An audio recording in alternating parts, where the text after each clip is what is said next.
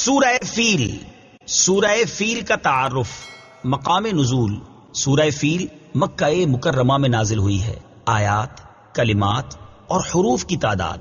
اس سورت میں 1 رکوع، 5 آیتیں، 20 کلمے اور 96 حروف ہیں.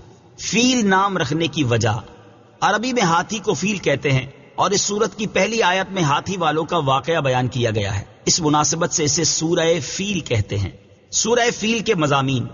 اس سورت میں یمن کے بادشاہ ابرہا کا واقعہ بیان کیا گیا کہ اس نے اپنی قوت اور مال پر بھروسہ کرتے ہوئے خانہ کعبہ پر حملہ کیا تو اس کی فوج پر اللہ تعالیٰ نے چھوٹے چھوٹے پرندے بھیجے جنہوں نے ان پر کنکر کے پتھر برسائے اور انہیں جانوروں کے کھائے ہوئے بھوسے کی طرح کر دیا.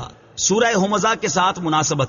سورہ فیل کی اپنے سے ماقبل سورت ہمزہ کے ساتھ مناسبت یہ ہے کہ سورہ ہمزہ میں بتایا گیا تھا کہ منہ پر عیب نکالنے والے اور پیٹھ پیچھے برائی کرنے والے کافروں نے جو مال جمع کیا تھا وہ انہیں اللہ تعالیٰ کے عذاب سے نہ بچا سکے گا. اور اس صورت میں اس پر دلیل قائم کرتے ہوئے فرمایا گیا کہ ابرہا جو کہ مال و دولت، طاقت و قوت اور جاہ و حشمت میں کفار مکہ سے بڑھ کر تھا، جب وہ کعبہ شریف پر حملہ آور ہوا تو اللہ تعالیٰ نے کمزور اور چھوٹے چھوٹے پرندوں کے ذریعے اسے ہلاک کر دیا اور ان کا مال، تعداد اور قوت انہیں اللہ تعالیٰ کے عذاب سے نہ بچا سکی. بسم اللہ الرحمن الرحیم. ترجمہ: اللہ کے نام سے شروع جو نہایت مہربان رحمت والا ہے. الم تر کیف فعل ربک باصحاب الفیل الم یجعل کیدہم فی تضلیل وَأَرْسَلَ عَلَيْهِمْ طَيْرًا أَبَابِيلَ تَرْمِيهِمْ بِحِجَارَةٍ مِّن سِجِّيلٍ فَجَعَلَهُمْ كَعَصْفٍ مَّأْكُولٍ. ترجمہ: اے محبوب، کیا تم نے نہ دیکھا کہ تمہارے رب نے ان ہاتھی والوں کا کیا حال کیا؟ کیا اس نے ان کے مکر و فریب کو تباہی میں نہ ڈالا اور ان پر فوج در فوج پرندے بھیجے جو انہیں کنکر کے پتھروں سے مارتے تھے تو انہیں جانوروں کے کھائے ہوئے بھوسے کی طرح کر دیا. الم تر کیف فعل ربک باصحاب الفیل. اے محبوب، کیا تم نے نہ دیکھا کہ تمہارے رب نے ان ہاتھی والوں کا کیا حال کیا؟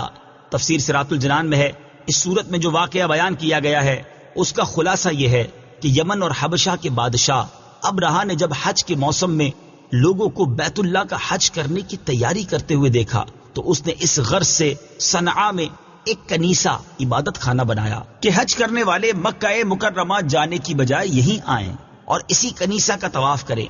عرب کے لوگوں کو یہ بات بہت ناگوار گزری اور قبیلہ بنی کرانہ کے ایک شخص نے موقع پا کر اس کنیسہ میں قضائے حاجت کی اور اس کو نجاست سے آلودہ کر دیا.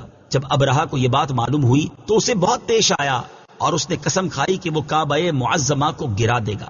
چنانچہ وہ اس ارادے سے اپنا لشکر لے کر چلا. اس لشکر میں بہت سے ہاتھی بھی تھے اور ان کا ایک پیش رو ایک بڑے جسم والا کوہ پیکر ہاتھی تھا جس کا نام محمود تھا. ابرہا جب مکہ مکرمہ کے قریب پہنچا تو اس نے اہل مکہ کے جانور قید کر لیے اور ان میں حضرت عبد المطلب کے 200 اونٹ بھی تھے. حضرت عبد المطلب ابرہا کے پاس آئے تو اس نے ان کی تعظیم کی اور اپنے پاس بٹھا کر پوچھا کہ آپ کس مقصد سے یہاں آئے ہیں اور آپ کا کیا مطالبہ ہے؟ آپ نے فرمایا میرا مطالبہ یہ ہے کہ میرے اونٹ مجھے واپس کر دیے جائیں. ابرہا نے کہا مجھے آپ کی بات سن کر بہت تعجب ہوا ہے کہ میں اس خانہ کعبہ کو ڈھانے کے لیے یہاں آیا ہوں جو آپ کا اور آپ کے باپ دادا کا معظم و محترم مقام ہے. آپ اس کے لیے تو کچھ نہیں کہتے اور اپنے اونٹوں کی واپسی کا مطالبہ کر رہے ہیں. آپ نے فرمایا میں اونٹوں ہی کا مالک ہوں اس لیے انہی کے بارے میں کہتا ہوں اور کعبے کا جو مالک ہے وہ خود اس کی حفاظت فرمائے گا. یہ سن کر ابرہا نے آپ کے اونٹ واپس کر دیے.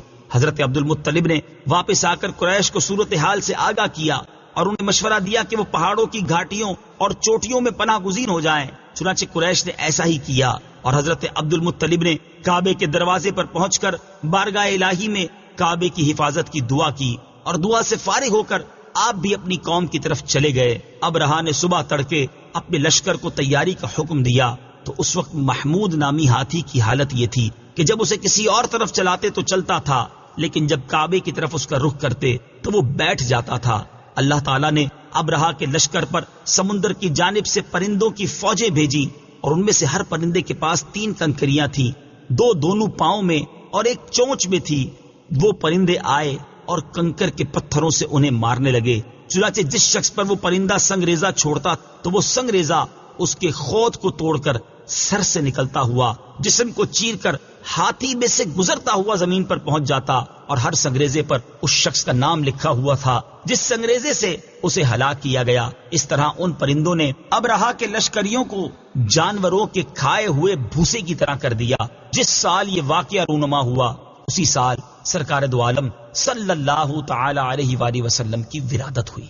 صدق اللہ العظیم۔